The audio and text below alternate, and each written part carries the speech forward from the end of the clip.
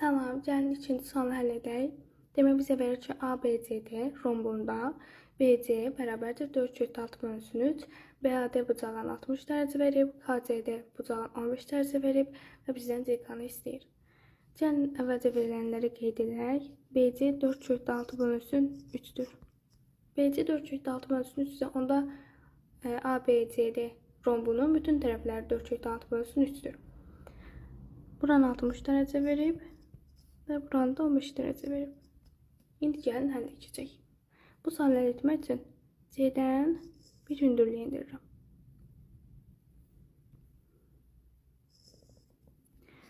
Buranı da birləşdirirəm. Demək buradan hündürlük çəkdim. Buranı qeyd edirəm. Perpendikulyar olduğuna görə BAD 60 dərəcədirsə, onda bura 120 dərəcə olacaq.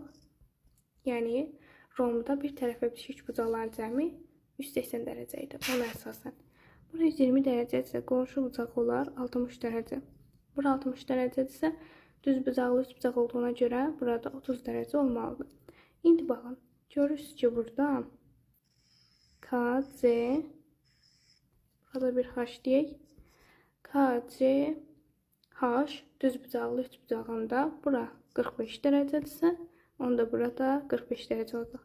Yəni CH bərabərdir KH-a. İndi buram tərəf olduğuna görə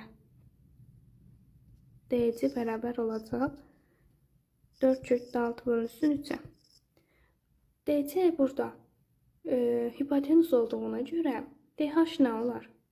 DH bərabər olar 4/6/3'ün yarısına. Yəni 2/6/3'ə. Bura oldu 2/6/3. Onda CH nəyə bərabər olur? 60 dərəcə bucağın qarşısındakı katet, yəni 30 dərəcənin qarşısındakı katetin 3 mislini. Yəni yazaq CH bərabərdir 2/6/3'ün 3/3 misli. Buradan da alınır 2/2. İndi yenə biz nəyə baxmalıyıq? Burada KCH bərabər yanlı düz bucaqlı üst bucaq olduğuna görə bərabər yanlı düz bucaqlı üst bucaqda hipotenuz nəyə bərabərdir? Katetin kökdə 2 misli. Katet nəyə bərabərdir? 2/2'yə. O zaman CK bərabər olar 2/2'nin kökdə 2 misli. O da edir 4. Yəni cavabımız oldu 4.